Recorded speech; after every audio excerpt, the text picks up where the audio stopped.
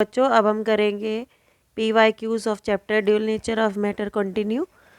तो हमने अगला क्वेश्चन है draw graph showing the variation of photoelectric effect current with applied voltage for two incident radiation of equal frequencies and different intensities. Mark the graph for radiation of higher intensity. तो इसमें देखिए उसने बोला है different intensity का curve आपको draw करना है।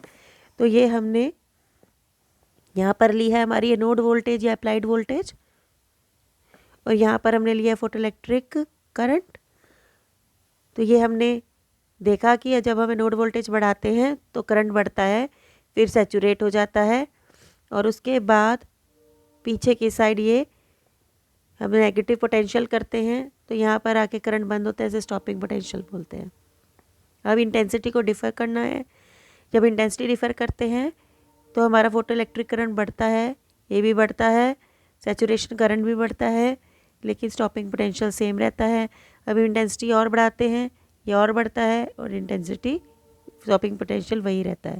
ये कम इंटेंसिटी, ये उससे बड़ी इंटेंसिटी, और ये सबसे बड़ी इंटेंसिटी। तो I3 greater than I2 greater than I1। तो यही ग्राफ आपसे पूछा था क्वेश्चन में।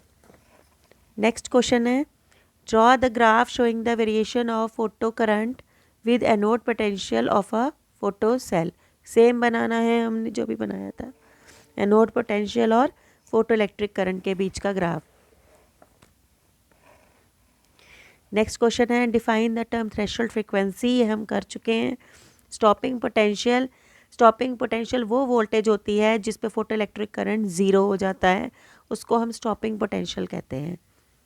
Plot the graph of photo current versus anode potential for different radiation of different frequencies, of frequency new and intensity I1 and I2।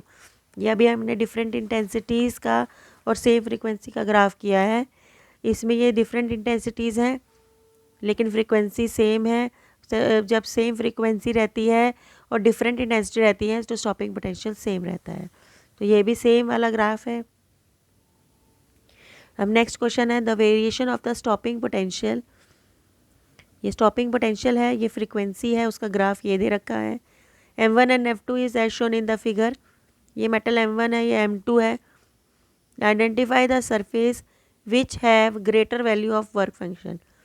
देखो ये जो है ये आपका थ्रेशोल्ड फ्रीक्वेंसी है, क्योंकि फ्रीक्वेंसी वाला एक्सिस है ना, तो ये जो पड़ेगा ये आपकी थ्रेशोल्ड फ्रीक्वेंसी है। इसकी थ्रेशोल्ड कम है और M2 की थ्रेशोल्ड ज़्यादा है, ये इतनी है इसकी थ्रेशोल्ड। तो जिसकी थ्रेशोल्ड कम उसका वर्क फंक्शन कम, जिसकी थ्रेशोल्ड ज़्यादा उसका वर्क फंक्शन ज़्यादा। तो M2 का वर्क फंक्शन ज़्यादा होगा और M1 का वर्क फंक्शन क्या होगा, कम होगा। Estimate the frequency associated with photon of energy 2 electron volt. Photon है जिसकी एनर्जी जो है वो 2 इलेक्ट्रॉन वोल्ट है, उसकी हमें बोला है फ्रीक्वेंसी निकालो। तो E किसके बराबर होता है, h के बराबर होता है। ये 2 इलेक्ट्रॉन वोल्ट है। 2 इलेक्ट्रॉन वोल्ट को आप जूल में चेंज करो। जूल में चेंज करने के लिए 1.6 × 10⁻⁻19 आएगा, और ये h नीचे लेके जाओ तो हमारी फ्रीक्वेंसी निकल आएगी। h की वैल्यू होती है 6.6 × 10⁻−34 जूल सेकेंड। आप इसे सॉल्व करेंगे और आपको फ्रीक्वेंसी की वैल्यू मिल जाएगी। नेक्स्ट क्वेश्चन है how would the stopping potential for a given photosensitive surface change if frequency of the incident radiation were increase. Frequency increase होती है, आपने देखा है नेगेटिव में स्टॉपिंग पोटेंशियल भी इंक्रीज होता है। The intensity of the incident radiation were decrease. अब इंटेंसिटी जो है वो इंसिडेंट रेडिएशन की अगर हम डिक्रीज करते हैं तो स्टॉपिंग पोटेंशियल पे उसके कोई असर नहीं पड़ता। आप इस ग्राफ में देख सकते हैं, इस ग्राफ के अंदर हमने ड्रॉ किया था स्टॉपिंग पोटेंशियल सभी इंटेंसिटीज़ के लिए क्या है, सेम है। तो स्टॉपिंग पोटेंशियल का इंटेंसिटी का स्टॉपिंग पोटेंशियल पे कोई भी असर नहीं होता, जबकि अगर हम फ्रीक्वेंसी चेंज करते हैं तो ये सैचुरेशन करंट तो सेम रहता है, लेकिन स्टॉपिंग पोटेंशियल जो है वो बढ़ता रहता है नेगेटिव डायरेक्शन। तो ये आपको ध्यान रखना है, ग्राफ इम्पॉर्टेंट है। हम नेक्स्ट क्वेश्चन है टू मोनोक्रोमेटिक रेडिएशन, दो एक कलर की या एक वेवलेंथ की रेडिएशंस हैं, एक की फ्रीक्वेंसी ν1 और दूसरे की ν2 है, इंटेंसिटी सेम है, are in turn incident on a photosensitive surface to cause photoelectric emission, explain giving reason in which case more number of electrons will be emitted. आपने same intensity रखी है लेकिन आपने frequency अलग अलग रखी है, और maximum kinetic energy of the emitted electrons will be more, और किस केस में काइनेटिक एनर्जी जो है वो ज़्यादा होगी। अब इस क्वेश्चन में हमको इंटेंसिटी को सेम रखना है, तो इंटेंसिटी हमारी हो गई I1 और I2 जो है दोनों बराबर हो गई। इसके अंदर इंटेंसिटीज बराबर हो गई।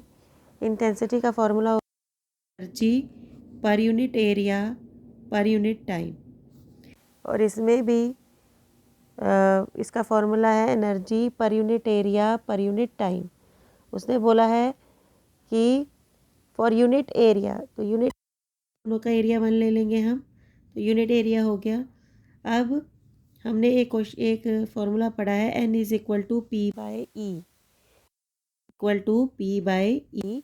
तो यहाँ से हम क्या करते हैं, ये हमारा एनर्जी अपॉन टाइम है, देते हैं पावर, तो पावर विल बी इक्वल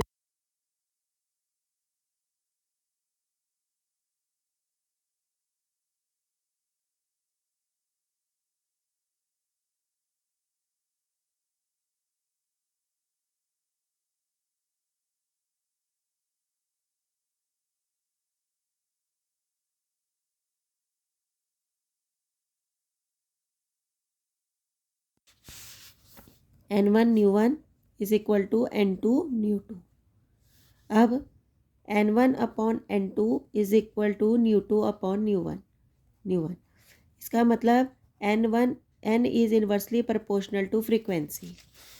जो नंबर ऑफ फोटोन्स एमिटेड होंगे वो इन्वर्सली प्रोपोर्शनल टू फ्रीक्वेंसी होंगे। जिसकी फ्रीक्वेंसी बड़ी उसमें number of photons emitted will be less, और जिसकी छोटी फ्रीक्वेंसी उसमें number of photon emitted will be more. तो ये हमारा क्वेश्चन का आंसर था।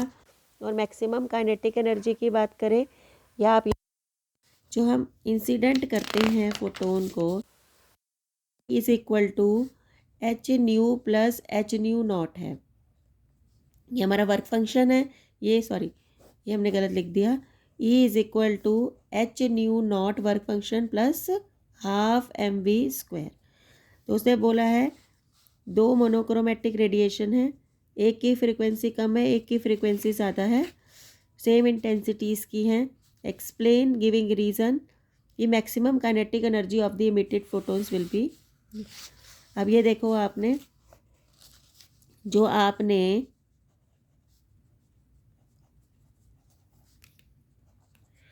जब आपने ये डाली ज़्यादा फ्रीक्वेंसी की, ज़्यादा एनर्जी की, तो काइनेटिक एनर्जी जो निकलेगी वो भी ज़्यादा निकलेगी, क्योंकि अगर आप यहाँ पर कम एनर्जी की डाल रहे हैं तो वर्क फंक्शन तो दोनों के लिए क्या होगा, सेम। अगर मान लो 5 की डाल रहे हैं तो इसके लिए भी 2 होगा, इसके लिए भी 2 होगा, और यहाँ पर 6 की डाल रहे हैं तो बड़े वाले के लिए काइनेटिक एनर्जी 3 निकलेगी, और छोटे वाले के लिए काइनेटिक एनर्जी बड़े वाले के लिए काइनेटिक एनर्जी 4 निकली है, 4 + 2 6 बन जाएगा, और इसके लिए 3 निकलेगी।